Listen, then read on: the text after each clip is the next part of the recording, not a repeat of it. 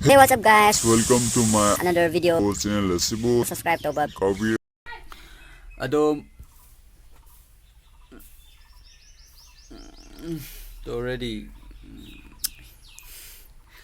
ado mayambu taram nokchari agi channel da ado ngasi shu ai video ama shamjarake ngasi gi video ase same go doriba se akhoi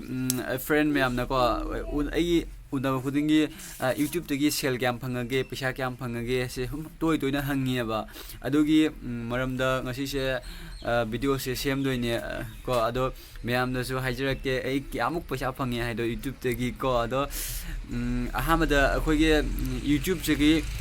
YouTube se asiga video hek thangat paga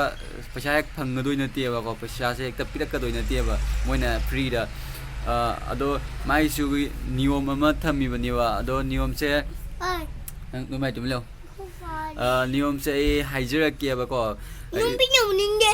YouTube se hanga kan da ko chalo YouTube se hanga kan da ko YouTube ki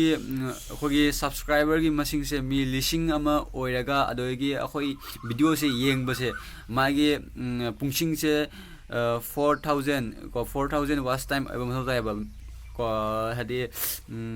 jengbagi pungsing se lising mari oiba mathau tai ko adugi matungda akhoi monetize tawba hana lei apply tawduini ba adu apply tawba kanda ko akhoi Google AdSense account ama lei ba adu hangaga aduga isagi ID proof ama piraga akhoi apply tawduini ba adu tawraga adu YouTube ki team na yangduini aigi YouTube se yaraba yadriba kai asoiba lei khotli ado jinga kanda manamu yare hana mana adagi apply लेकिन भी जो मांगाई दो गजब बेइज्जती है yare haibagi adagi code ma pirane ba adu code to aina ai account da apply tawrakanda adugi ya ai tawrakanda adu moina adagi ore yarani haina piraga ko aigi account se YouTube account se ga aigi video duga akhoi 8 lakh to never advertising se la kanda adugi ne ba ina fasha fanga doi se ko ado housing ma ki de agi YouTube se hang bata ngai bna video se thangat bata ngai bna hauta ngai bna hajikti mayam watli ba magi mathang manau naina semaka doi ni ba ko ado hajing ma ki de ai YouTube te gi paisa amta fungjadri khali aina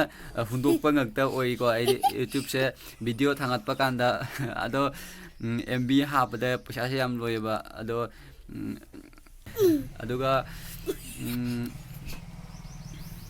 aduga ajing makidi ai se monetize oidriba aduna paisa su phangdri 8 laktri ko mayam wali ado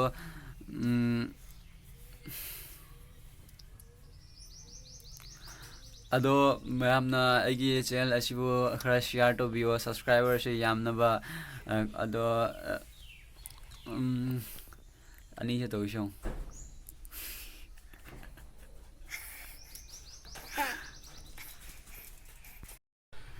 ado mayam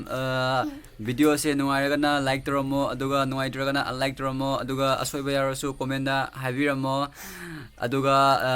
video se share to badi kabiram ganuko ado share toraga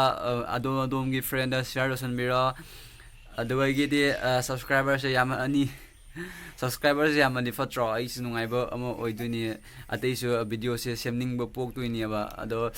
support to bio mayam ado aigi leifum hoja samda ado